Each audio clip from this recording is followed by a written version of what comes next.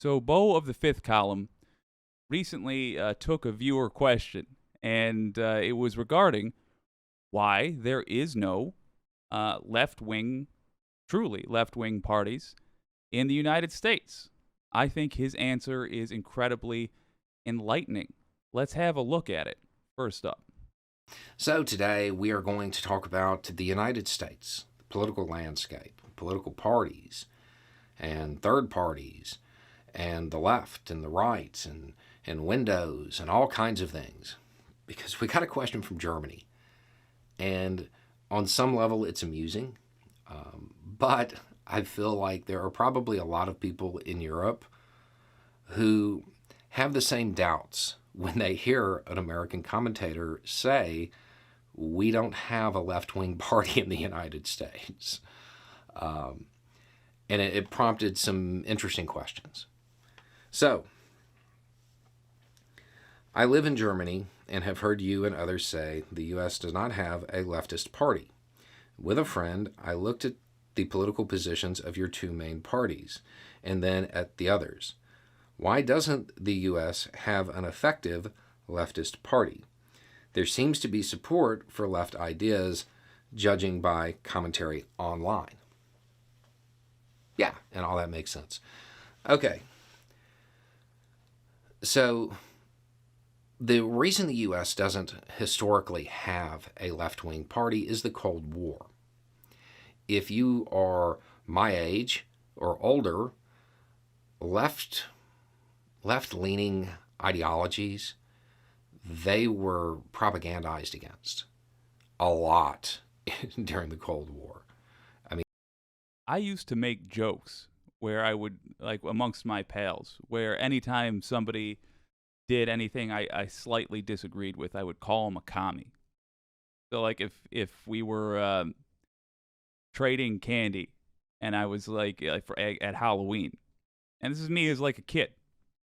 If we were trading candy and I offered up a payday in exchange for a Snickers, and they said I will only take 2 paydays for a Snickers, I'd be like, ah, you damn commie. All right, well, here's 2 payday.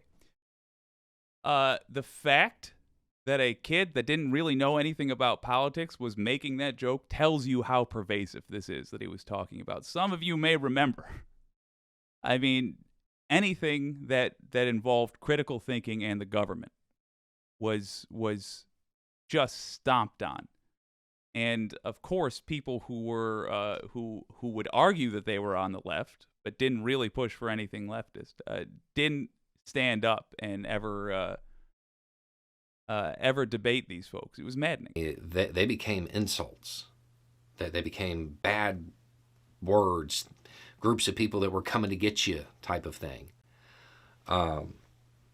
Now, times are changing, and the demographics that grew up without that propaganda, without that indoctrination, they're now voting age. And you're starting to see more people be accepting of left leaning ideas. Now, we have the two main parties in the U.S. You have the Democratic Party, which is really, by your definition, center right. Maybe just centrist, depending on what country in Europe you're in. And then you have the Republican Party, which not too long ago, it would have been your conservative party. Today, it's your extreme right party. We have third parties that exist, parties outside of those. Their main issue is that they're outside the Overton window. Every country has a range of acceptable political thought. And for the most part, the range that is established is center to center right. That's the U.S. I might argue that being outside the Overton window, let me give him a dignified pausing spot there. Being outside the Overton window might not be the biggest problem with third parties. The biggest problem with third parties, in my opinion, is that their strategies are based around going for the gold. I think if you're going to run an effective third party, and by the way, I'm not advocating for that. I'll go into what I think we should do as leftists, theoretically, going forward. But if you are going to run in a third party, I think the worst way to go about it is to try to be a somebody from let's just be realistic and say from the Democrats.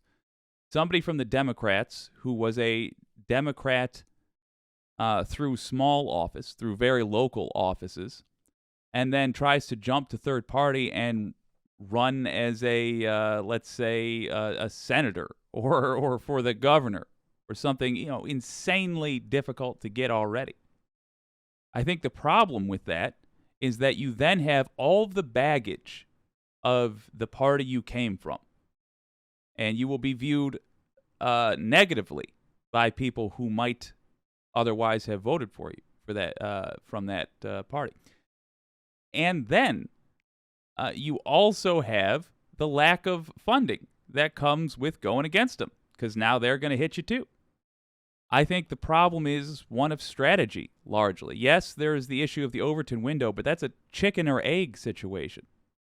Is the Overton window where it is because we have been locked into these parties?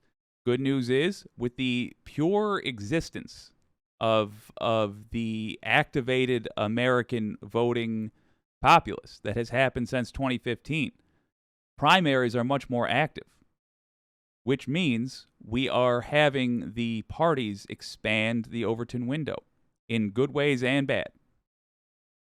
But my suggestion would be, rather than to, if we're talking strategically, rather than to focus on moving the Overton window, which should be something we're doing. I'm not saying we shouldn't put effort into that.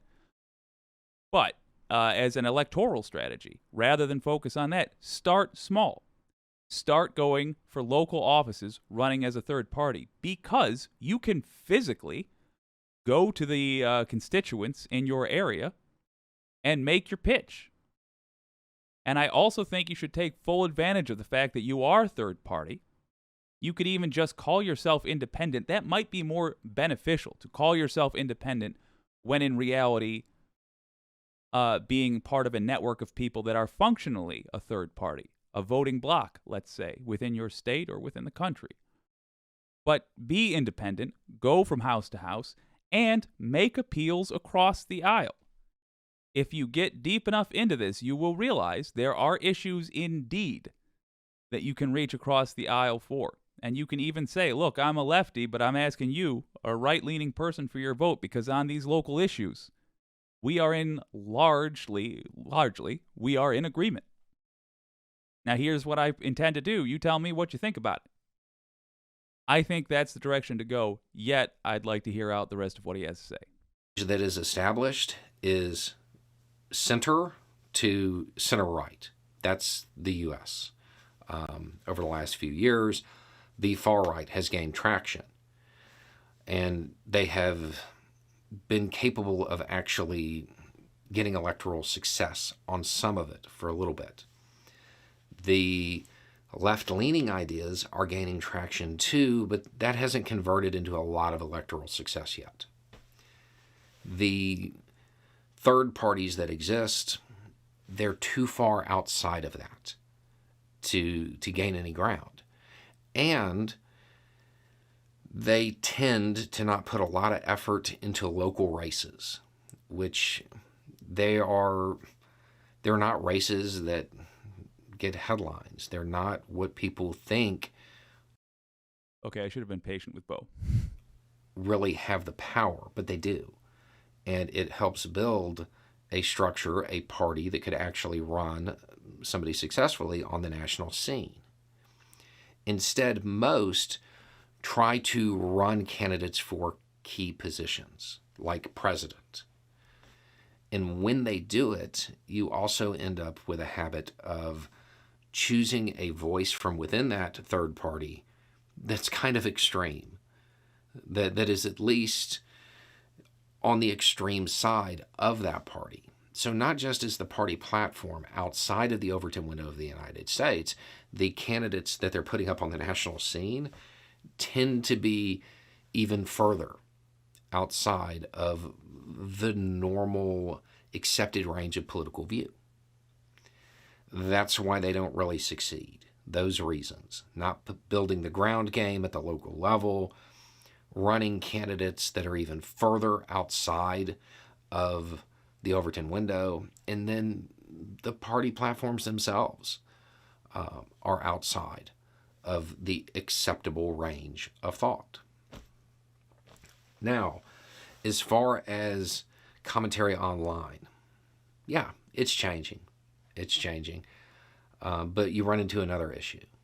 Like, I would suggest that a party built around social democracy, which is, I mean, that's left by U.S. standards. It's not actually leftist. It's still capitalism, but it's acknowledging that there's major problems with capitalism and dressing it up and all of that stuff.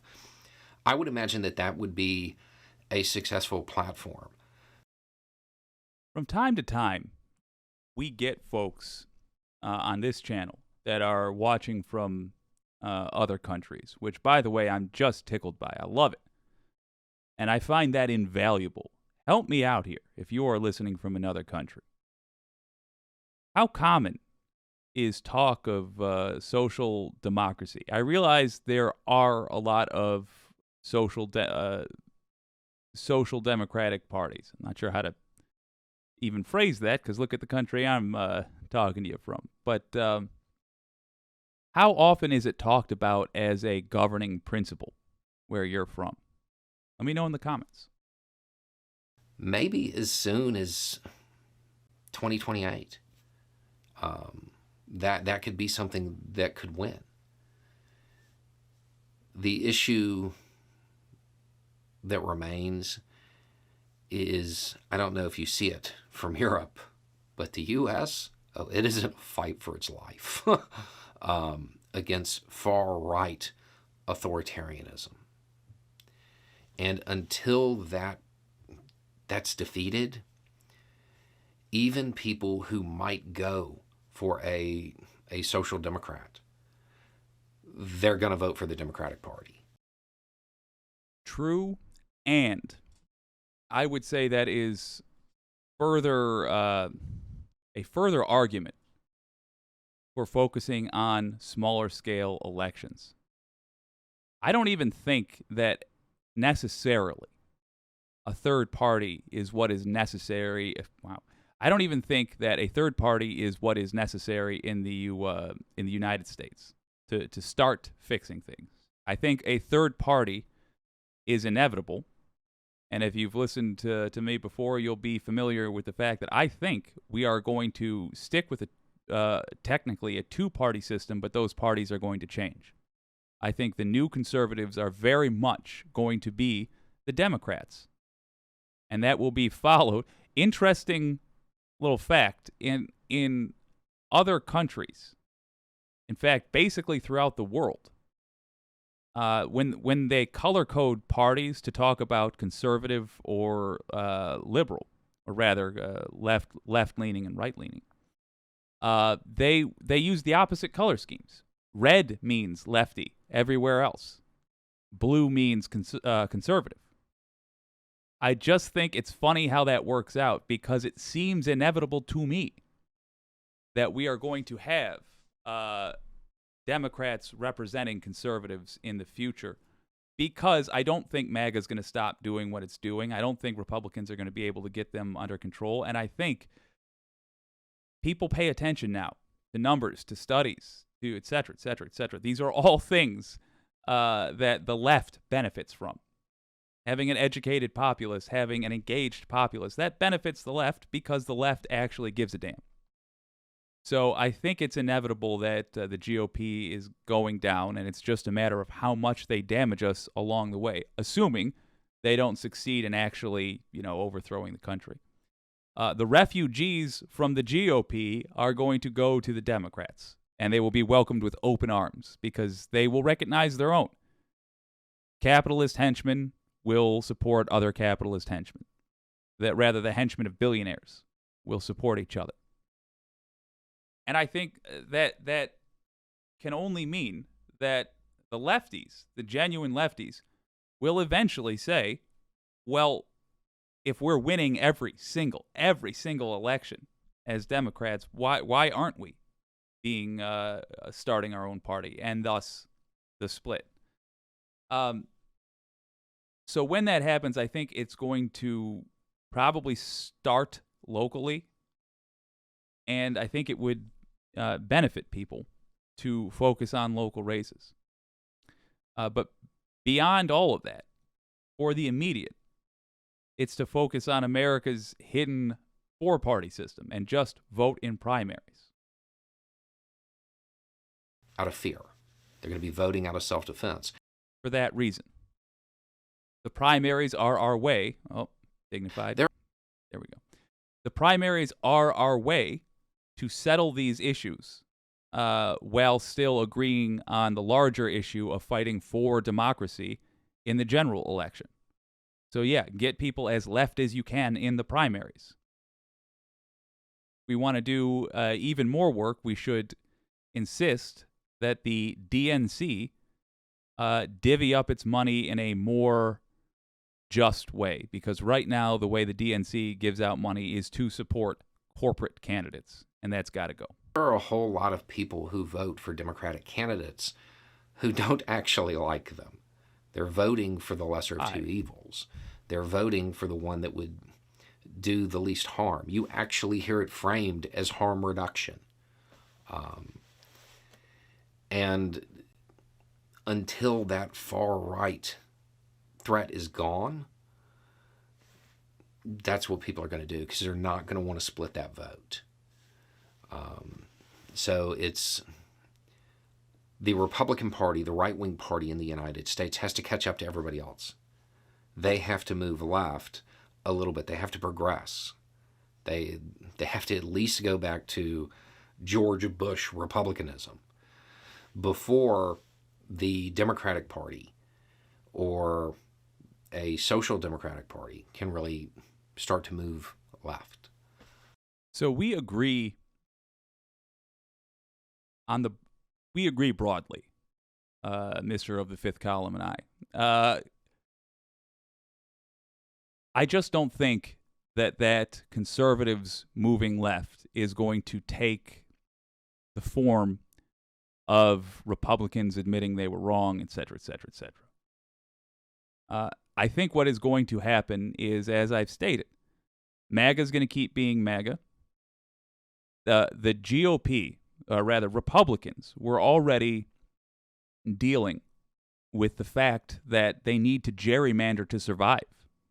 They need to exist off of less votes than Democrats. Well, if you then divide them in half, with the people who still want to live in a democracy, the people who have at least some understanding of how things work, and the people who aren't comfortable being outright Nazis, even if they are still supporting of policies that ultimately hurt minorities. When you divide that group up, it's impossible for them to win anything except for the reddest of the red districts. And they will, MAGA will keep snatching those up. There's only one place to go if you love, Klansmen. That's MAGA. And being a party of greed, they're not going to go away. There's going to still be grifters grifting. But the corporatists, the GOP, the folks that are corporate leaning in the Republicans, they are going to flock to the Democrats, and as I say, that's just going to result in Democrats becoming a little more right wing. They're already right wingers, or it's already rather a right leaning party. It's going to go a little bit more right, and that will take them straight back to Bush, as he says. That's where they will be. And so when that becomes the overall consensus in Democrats, we should be ready for the opposite reaction then, and saying, okay, well, this is such a big tent, like a cell that has swollen, it's time to myose. And by the way, that would be a very healthy thing. I would love to have political opposition that I don't outright hate. I would love to be back to political opposition where I'm like, I don't believe with your governing principles. I'm going to pitch something different. But if they win, I'm not like the country is going to boil now. Instead, just be like, well, we're going to have a couple years where things aren't run as well, rather than don't work at all. I would suggest that a group of determined people who were going to launch a social democracy-based party wouldn't really even need to start their own party. If they got active at the local levels and they built the power structure within the Democratic Party, my man, they could actually shift it over that much, because it's not a huge jump. Because again, you're not crossing into actual leftist territory yet. I think that could be done. And it would probably be easier than trying to build the infrastructure and fight all of the money that the Democratic Party already has, because then you'd be fighting them both. And during the construction of that Social Democrat Party, you're going to be helping the Conservative Party, because you're going to be pulling votes from them unless you can focus on getting out the vote and bringing young people who don't vote because they don't want to vote for the lesser of two evils. They want somebody to actually support. If a social democracy party focused on getting those voters out, and there's a lot of them, they might be able to do it that way. There's just a lot of hurdles for a left-wing party in the United States, and a whole lot of it has to do with propaganda from the Cold War. There not being a historical tradition of having a party like that. And also, keep in mind that a lot of Americans, they think the Democratic Party is a left.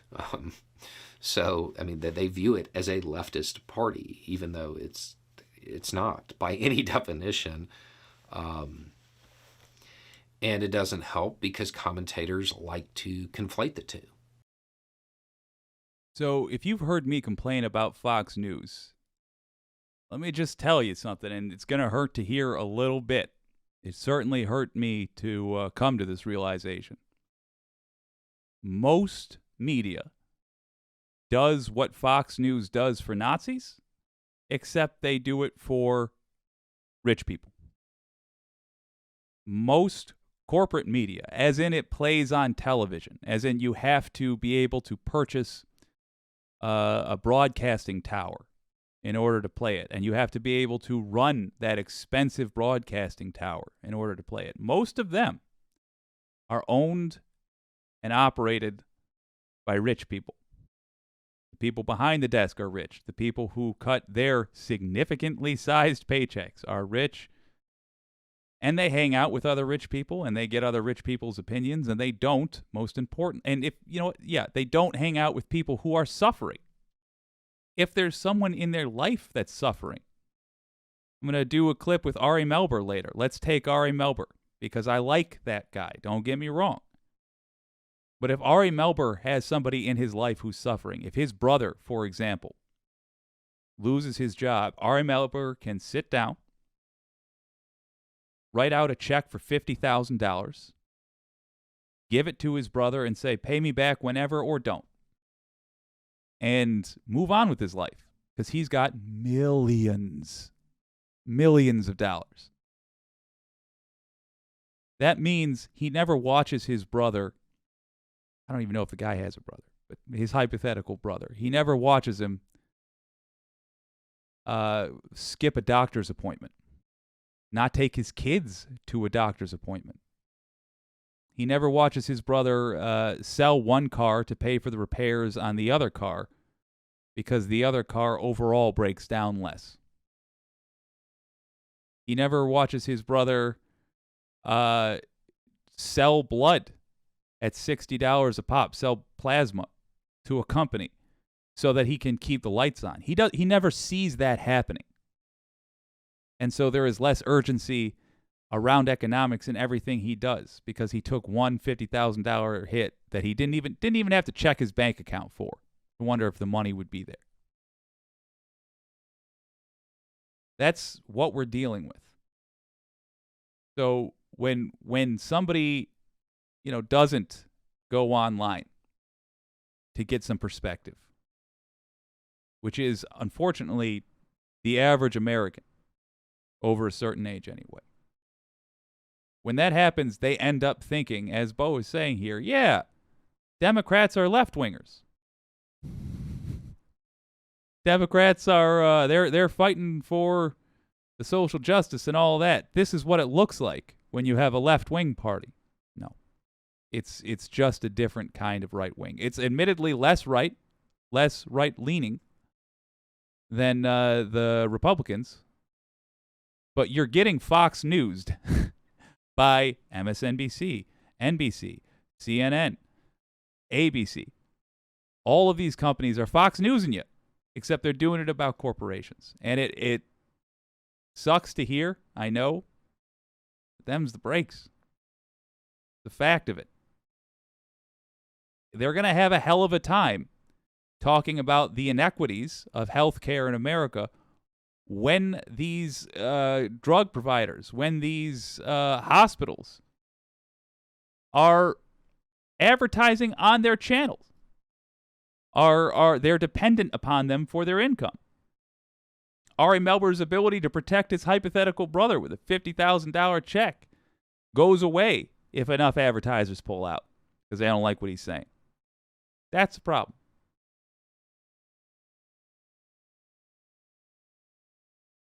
Okay, what can you do? There's a little bit more from Beau. You know I love me some Beau. But he is worthy of a full watch without my mug interrupting him. I've got the link in the description. I recommend you checking him out. Let's go to the What You Can Do.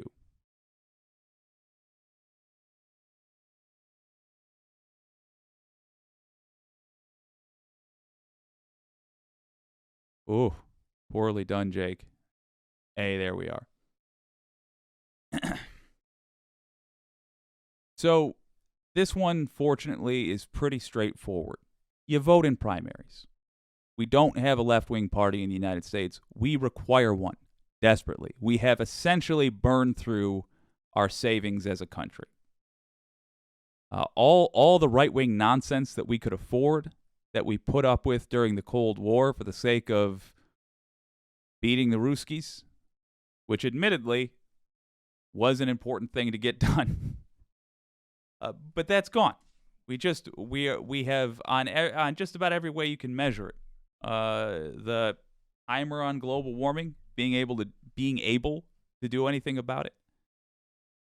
The loss of generational wealth, the shrinking of the middle class, it's all gone too far to the point where we cannot afford to keep going the way we have.